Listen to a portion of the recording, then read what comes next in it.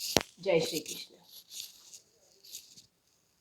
जैसा कि हम 14 अध्याय तक आते आते देख चुके हैं कि जीवात्मा यह परमात्मा का अंश है।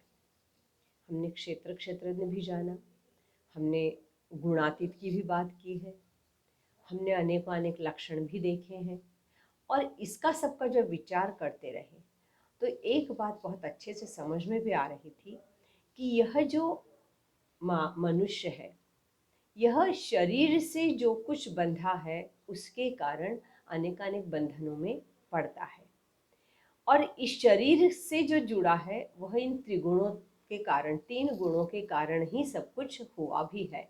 यह गुणत्रयी की बात जिस तरह से, जितनी सूक्ष्मता से भगवान ने गीता में कही है उतनी अन्यत्र कहीं नहीं मिलती।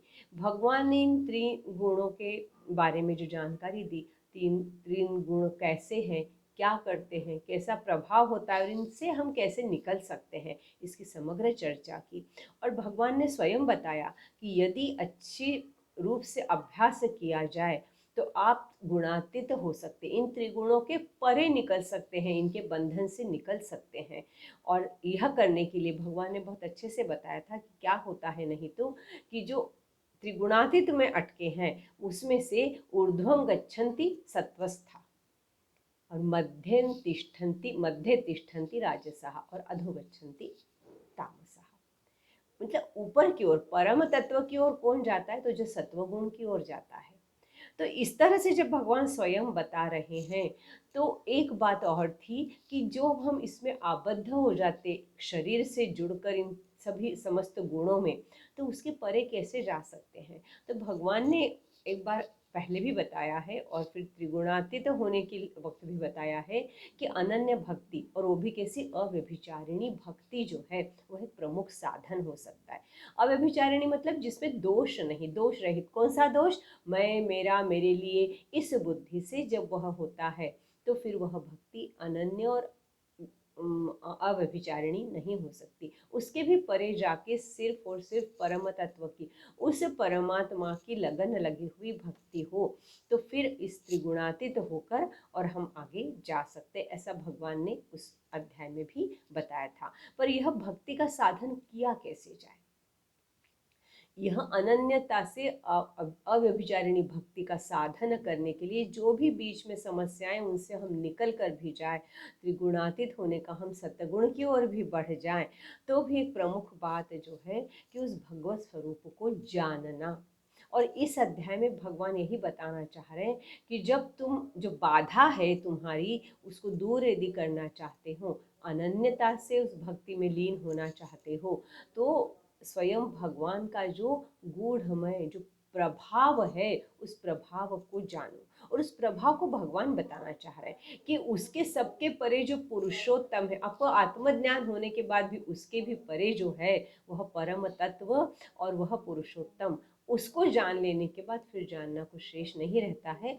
तो वह पुरुषोत्तम क्या है, उस तत्व को जानना, उस तत्व को कैसे जानना और वो तत्व क्या है, इसके लिए इस अध्याय का नाम है पुरुषोत्तम योग।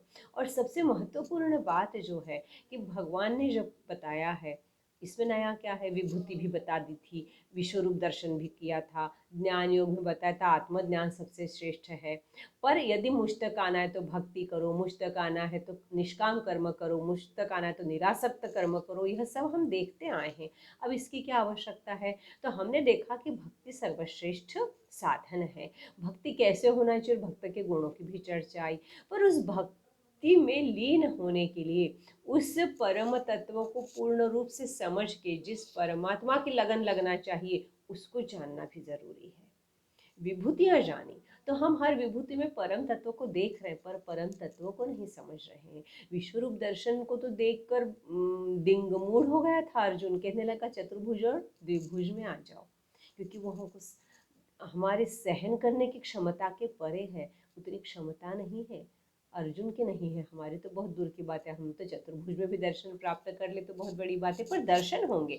पर परम तत्व को जानने की जो बात है, जो भक्ति से हम जानेंगे वह क्या है और कैसा है, इस बारे में जो भगवान स्वयं बता रहे हैं, तो यह पुरुषोत्तम योग है। और इस पुरुषोत्तम योग को बताने के लिए भगवान जब प्रारंभ करते हैं, तो भगवान कहते हैं कि मुझे जानना है, उस पुरुषोत्तम को जानना है, तो पहले संसार से तो मुक्त होना ही पड़ेगा। फिर ये संसार कैसा है, और फिर भगवान ने जो शुरू किया है, क्योंकि इस संसार को तो छेद देगा तो परम तत्व को जान लेगा, संसार में अटकेगा तो परम तत्व सामने समझ में आने के लिए स्वयं बता रहा है, तो भी क्षमता तो होगी नहीं, कहीं अटका रहेगा।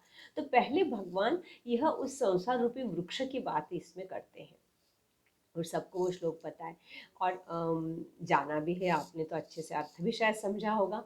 पर जब पहली बार मैंने इसको पढ़ा था, तो मुझे बड़ा अटपटा लगा था, बिल्कुल भी समझ में नहीं आया था श्लोक।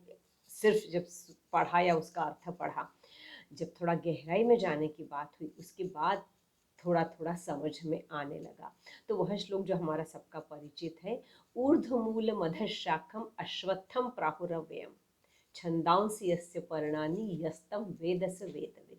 ये ऊर्ध्वमूल मधशाखम, यहाँ से जब शुरुआत होती थी, तो यह जिसकी जड़ें ऊपर है ऐसा वृक्ष, वहीं से कुछ लगता था कि कुछ बहुत अलग है, मेरी तो समझ की परे है, समझ के परे था भी। फिर जैसे जिसमें आगे बढ़ते गए, तब कुछ कुछ बातें समझ में आने लग गई। तो इसकी जड़ें ऊपर हैं। मेरे दृष्टि से जब मैंने देखा कि जहाँ से वृक्ष की शुरुआत होती है, जो मूल कारण है, वह जड़ से, बीज के बाद जड़ ही, बीज तो निकल गया, फिर जड़ ही है जो उसको आधार देती है और बनाए रखती है। तो इस संसार रूपी वृक्ष को कौन चला रहा है? भाई संसार जिसने बनाया है वही चला रहा है, वही लय कर रहा है, तो सब कुछ जानते हैं हम, निर्माता, स्थिति वाला और प्रलय वाला। तो जो चला रहा है वो कहाँ है? वो ऊपर है। हमारी दृष्टि से सामान्य जब बात करते हैं, तो वो ऊपर है, स्वर्ग के भी ऊपर है, मतलब बहुत ही परम तत्व है।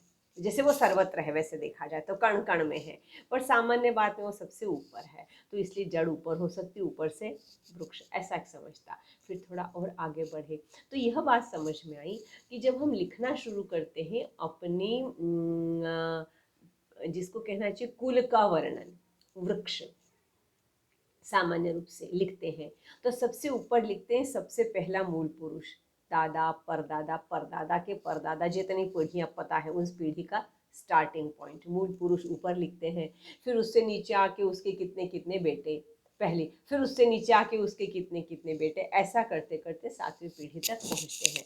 तो जो मूल पुरुष है, वह मूल पुरुष सबसे ऊपर रहेगा, इसलिए भी यह मूल पुरुष परम तत्व है, उसको सबसे ऊपर रखा, और उससे शुरुआत हुई है, इसलिए जड़ ऊपर गई। तो यह जो वृक्ष है, यह संसार रूपी वृक्ष, यह जड़ ऊपर वाला है, और ऊपर जड़ है, मतलब वहाँ सबसे ऊपर परम तत्व है। उसके बाद जब निकली तो प्रमुख तनाया शाखा ब्रह्म है, क्योंकि ब्रह्म की पहली उत्पत्ति की, उसके बाद ही सृष्टि की उत्पत्ति हो सकी। फिर उसके बाद एक एक चीज आ गई, फिर हम देखते ब्रह्मलोक है, देव स्वर्ग, देवलोक है, स्वर्गलोक है, देव रहेंगे, स्वर्ग के रहेंगे, संत महात्मा रहेंगे, ऐसा चलते आएगा, और अंततः हमारा यह सृष्टि, जिसमें समस्त प्रकार की योनियां और समस्त प्रकार के जीव रहेंगे।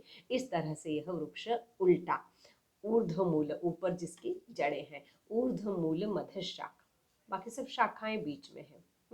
और अश्वत्थम प्राहुरव्ययम, अब अश्वत्थ क्यों कहा, यह भी एक बात है। तो पीपल का वृक्ष, क्योंकि भगवान ने कहा है मेरी विभूति पीपल का वृक्ष है, तो वह हो सकता है। दूसरी बात यहाँ एक और देखते हैं कि अश्व अर्थ, अ मतलब नहीं, श्व मतलब कल, थ मतलब है, जो आज है वह कल नहीं रहेगा, निरंतर बदलता जाएगा। और हम देखते हैं ये सृष्टि क्या, हम तो हर पल बदलते देखते हैं, अब भी जहाँ जो है वो अगले पल होगा, इसकी जरूर निश्चितता नहीं है, परिवर्तनशील है।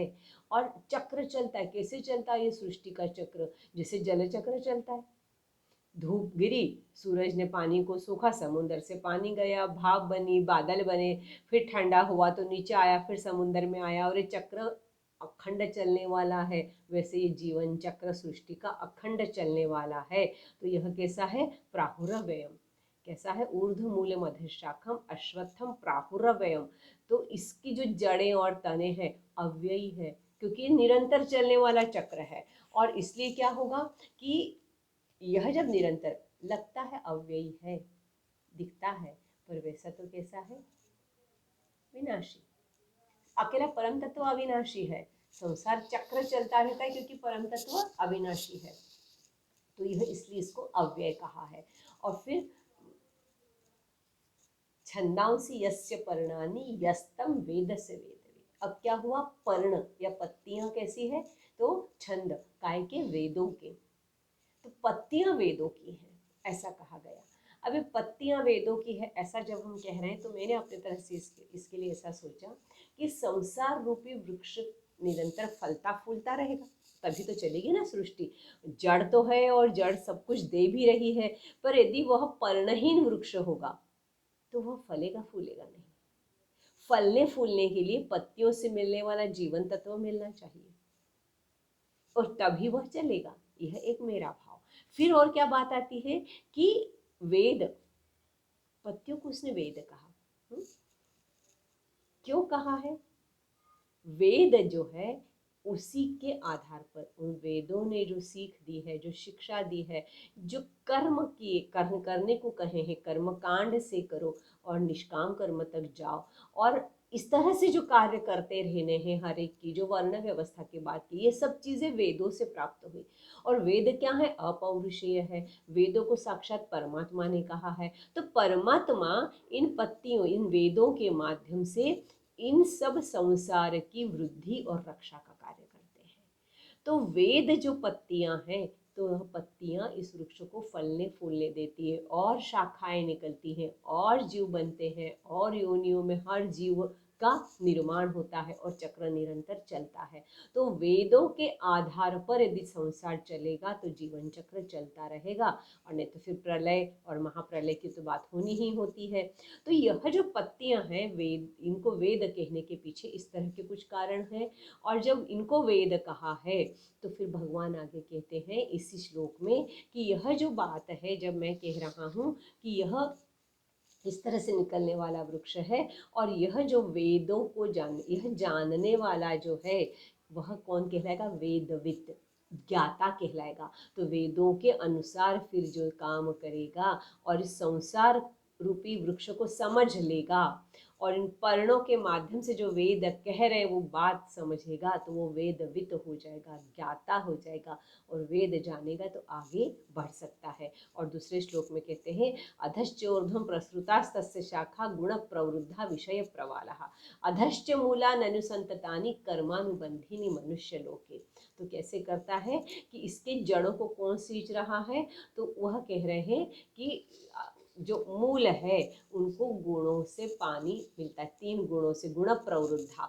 और कैसे है, उसको पानी मिलता है और तब वह बढ़ता है यह संसार रूपी वृक्ष, और क्या करता है, विषयों का विषय प्रवालः। तो यह जो कोमल पत्तियां हैं, प्रवाल, विषय प्रवालः की बात की, और ये कोमल पत्तियां जो है वेद रूपी, और फिर ये क्या करती हैं, ये कोमल कोमल से पत्ते, कोपल जो आते हैं, यह फिर विषयों की ओर भी ले जाते हैं। वेद है पत्तियां, पत्तियां वेद से हमको जानने को कहती हैं, वेदवित वह होता है। और नहीं तो ये पत्तियां जो है कोमल, जो आकर्षित करने वाली है, यह विषय रूपी है। और यह विषय रूपी जो कोपल है, यह क्या करते हैं, तो यह फिर इन 3 गुणों के पानी से ये बढ़ेगा, और फिर विषय रूपी पत्तियां भी इसको आती हैं, और फिर यह क्या करता है कि इस तरह से जब ये बढ़ता है तो फिर एक ही मार्ग बचता है, ये विषय रूप आने के कारण कर्म बंधन में मनुष्य पड़ जाता है, और कर्म बंधनों से वह बंध जाता है, और वासना रूपी जो जड़ें हैं वह सभी समस्त नीचे के लोगों में व्याप्त हो जाती है। ऊपर से जब नीचे आते आते ये स्थिति होती है कि वासना रूपी जड़ें इस लोक में आकर और उसको उस विषयों के कारण बंधन में डालती हैं। संक्षिप्त में बात करना है, आगे थोड़ी और भी बातें। इसके बाद का एक जो श्लोक है कि भगवान कहते इसको समझ लो ये कैसा है, तो न रूपमस्य तथोपलभ्यते नान्तो न चादिर न च संप्रतिष्ठा अश्वत्थमेनं सुविरूढ़ मूलम असंग शस्त्रेण दृढ़ेन छित्वा। और इसका कोई रूप नहीं है, न आदि है, न अंत है, न मध्य है, मान के चल, क्योंकि ये तो चक्र है, निरंतर चलने वाला, अनंत चलने वाला है, यह समाप्त होने वाला नहीं है। तो यह जब चक्र चलता रहेगा इस तरह से, तो ना तो इसको आदि है ना इसका अंत है, फिर क्या होगा, इसके मूल और दृढ़ होते जाएंगे, और दृढ़ होने के कारण मूल फिर तुझे क्या करना पड़ेगा, इनको काटना पड़ेगा निस्संग होकर। असंग शस्त्र, निस्संगता का शस्त्र ही सबसे निस्संग हो जाएगा, तो ही इसके मूलों को काट सकता है। उसके लिए क्या करना होगा, कल देखते हैं संक्षिप्त में। जय श्री कृष्ण।